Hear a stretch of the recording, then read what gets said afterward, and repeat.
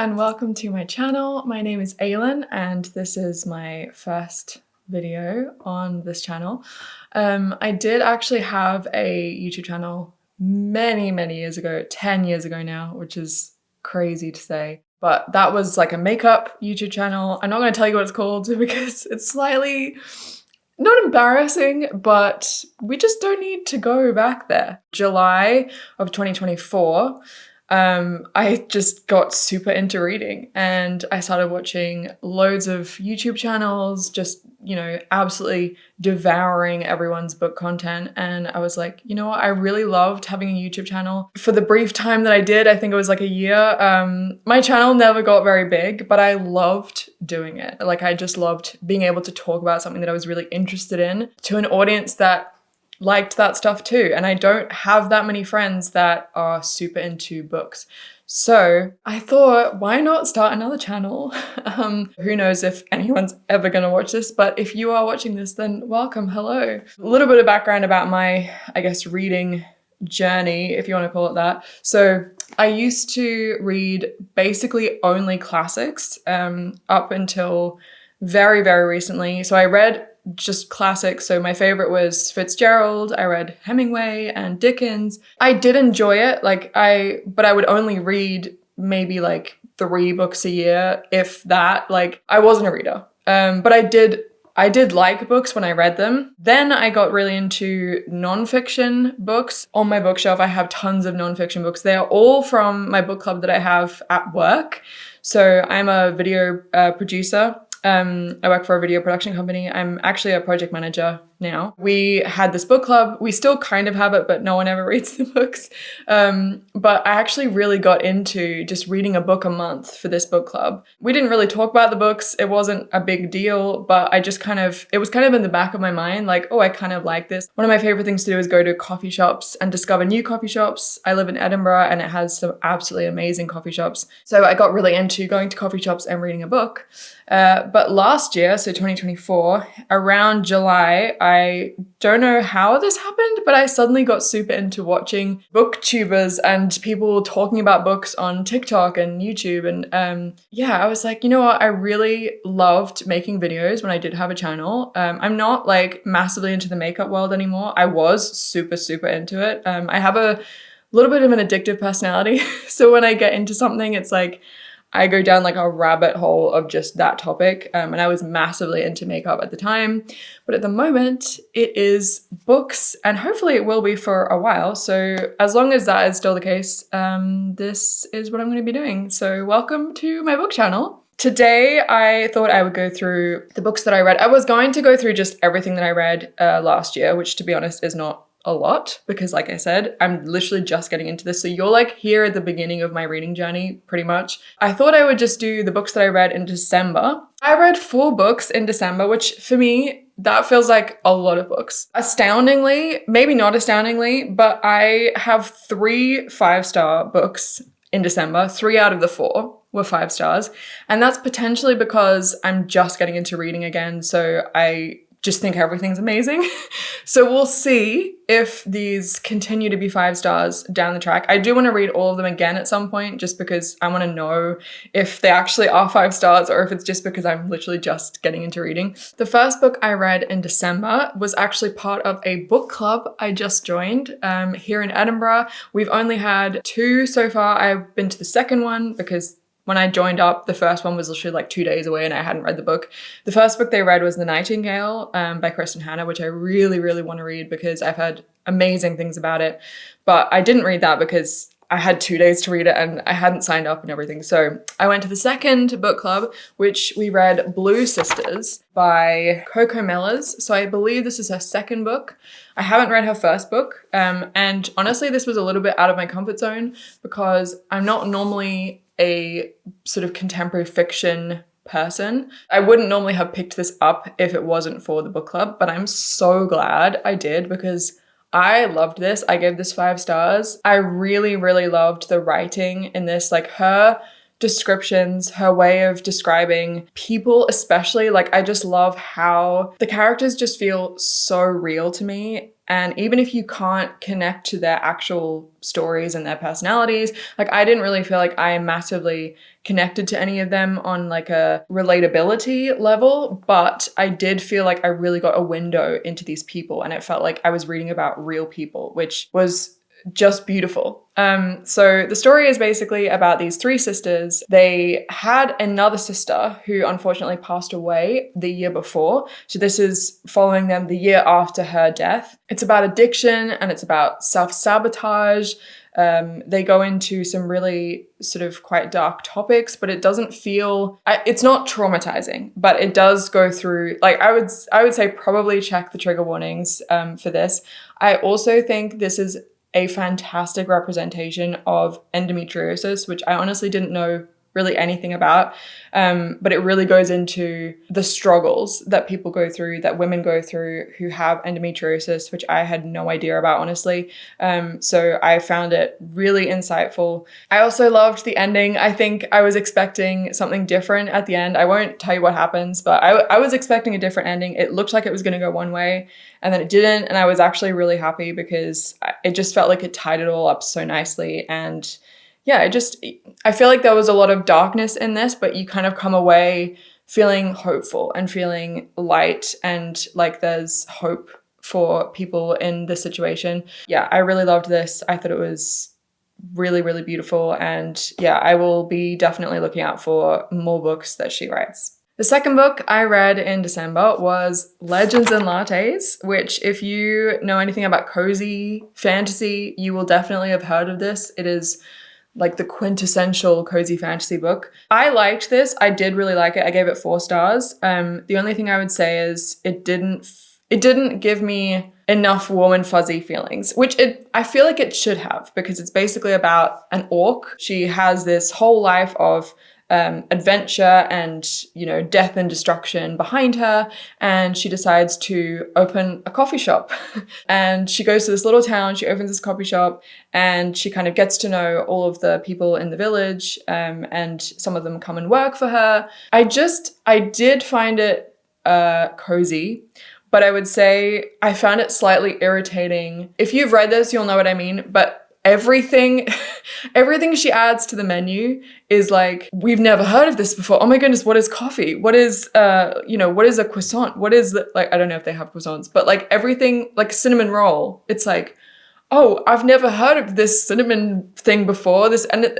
I don't know. I found it a little bit irritating that every single thing she adds to the menu, no one's ever heard of before, even though the ingredients clearly exist because she can find them. So I found that a little bit annoying, but I did really enjoy this. I think it kickstarted a lot of other cozy fantasies, which I'm learning, and you'll probably learn. I love cozy fantasies, apparently. I didn't know that, but I absolutely love them. And I think for where I am right now, I just kind of need that like really warm, cozy, fuzzy feeling. So you'll probably notice a theme in some of the books that I'm reading.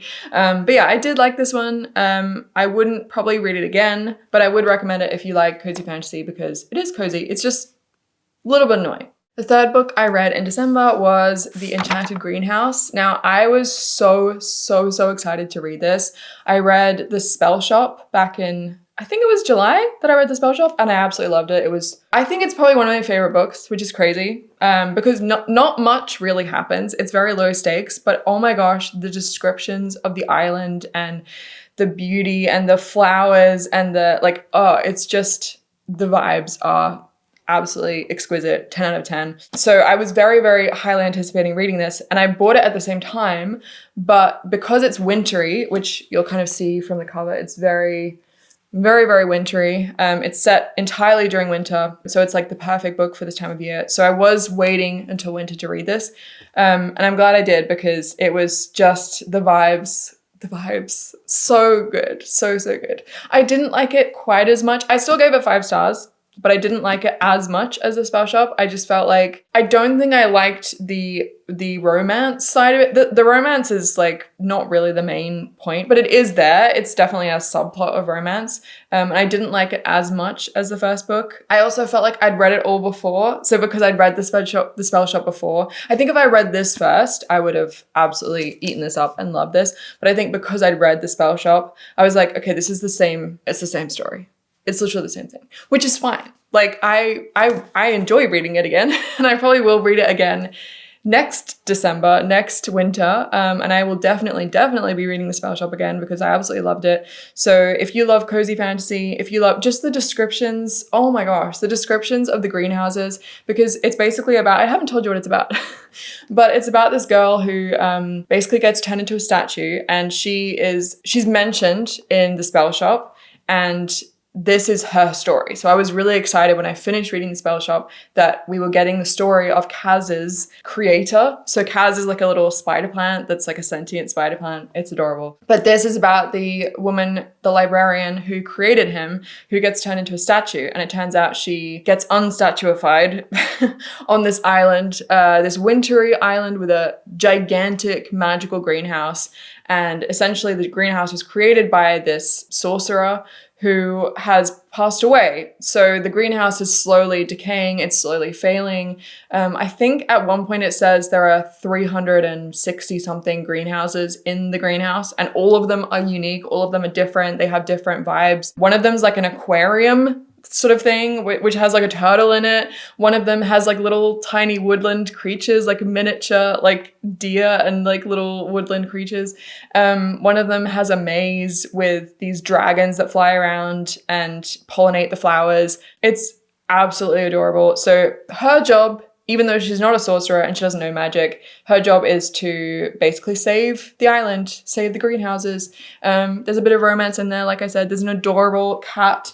There's a little flying cat, which is so cute. So if you want like a really cozy, wintry fantasy book, it's so good. You should read it. If you love that kind of thing, if you love The Spell Shop, you would really like this. Although, like I said, it's basically the same story, but I loved the story the first time. So yeah, 5 stars. And then the last book I read in December was Spinning Silver, which I also gave 5 stars. I loved this. I was so not expecting to love this as much as I did. I thought it would be fine. I thought it would be a nice wintry read. It's very, very wintry, by the way. I think it's probably the most wintry book you could get. There's not really any summer or anything other than just winter in this book. So if you're looking for a wintry book that's also magical, this is so good. It's based on I don't really know what the fairy tale is, but it's something to do with someone who spins silver into gold. I can't remember if that's the original. I'm like blanking on what the original fairy tale is, but there's something about someone spinning something into gold. Anyway, so it's kind of based on that. So this girl who lives in this little village, she's the daughter of a moneylender.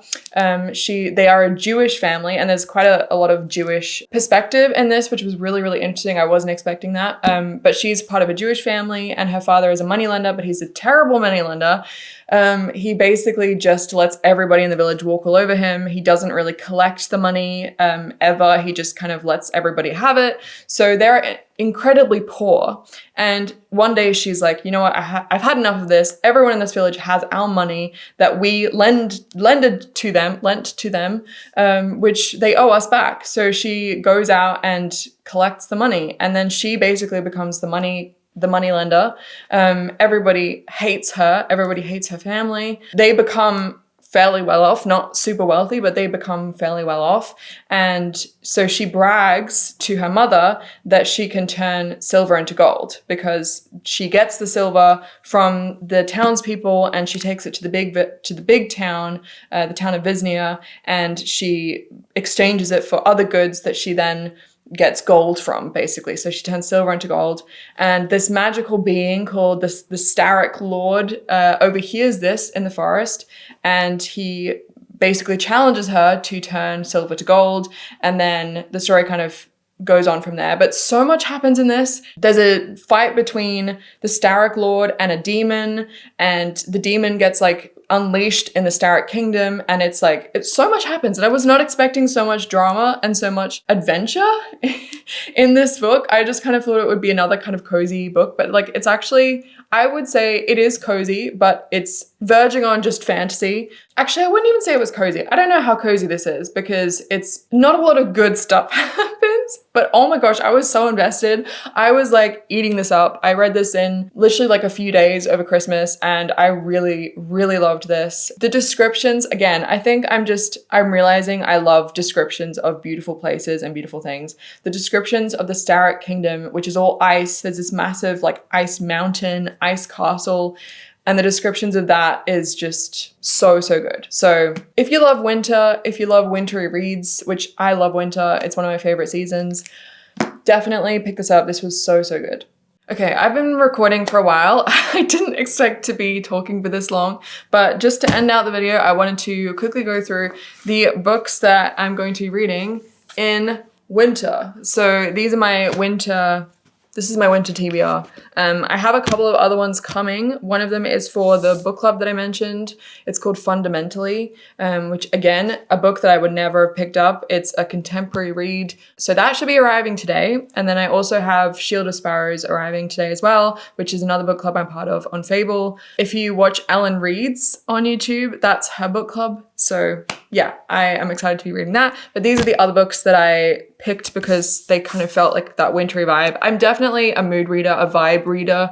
I love themes, I love seasons. So these are all kind of gave me that wintry or magical vibe. So very quickly, I'm going to try and go through these quickly. Very quickly, first of all, Six of Crows. I'm nearly finished this book. If you can see, I've got this much left. So we're nearly there. I'm enjoying this. I wouldn't say it was a 5-star. I've heard people rave about this and I am enjoying it. I would just say it's, again, I'm realizing I love the vibes of things. I love when there are beautiful descriptions, a beautiful location, and there's not really anything like that in this. It's basically about a heist with these 6 characters who have to break this scientist out of this jail that's no one can ever get in or out of it. That's basically the story, and it's about these 6 characters and you kind of get to know them. It's good. Again, I wouldn't say I was absolutely loving it and needing to read on. I did also buy the second book, so I'll be finishing it. I'm just getting a little bit of like YA vibes, which I realize this is a YA book, but I just wasn't expecting that to put me off so much. I don't know why it's putting me off, but it's just slightly juvenile, which they are like 17-year-olds, so that makes sense. But I think I'm struggling a little bit with that. I am excited to see where this finishes up. I'll be reading the second book. So that's my first one. I picked it because it kind of feels like that wintry vibe. And as I'm reading it, it is quite like cold and a lot of it is set during winter. I think it's all set during winter actually. So this is my first one. My second book on my winter TBR is The Wood at Midwinter by Susanna Clarke. I didn't realize how short this book was. It's basically a little, like, I don't know if you can see that, but it's kind of like a middle grade fantasy, cozy fantasy, which I actually didn't realize, but it looks adorable. It looks very cute. It's definitely, you could read it in one sitting. It's very, very short, but it looks very cute. So that's the second book. My third book on my winter TBR is Frankenstein. I saw the film earlier last year, and I absolutely loved it. It was one of my favorite films of the year. 5 stars. Also, fun fact, my friend Ben was in the film. So he was an extra in the film. I live in Edinburgh and a lot of it was filmed in Edinburgh, and he was an extra, and we went to see it all together, and he was pointing out the scenes that he was in, which was so, so much fun. My friend Lauren was also in it, but we couldn't see her anywhere. So she was also an extra, but we didn't spot her. We spotted Ben like 3 or 4 times, which was so exciting in the cinema. So that's just a fun little fact, but I loved the movie and I immediately went out and picked up the book. I love this edition. I don't know what edition this is. So it says it's a signature cloth bound edition. I don't know if you can see the spine. It's got this beautiful spine. I think it's supposed to be like lightning. I'm guessing it's lightning. Really, really excited to read this. Like I said, I used to only read classics, but I haven't read this and I am very, very excited. I also love the fact that it was written by an 18-year-old girl. I don't know why, but that just makes it so much more special, I think, because it's just a different perspective that you don't often get from classics. A lot of classics are written by men. A lot of the classics I've read are written by men.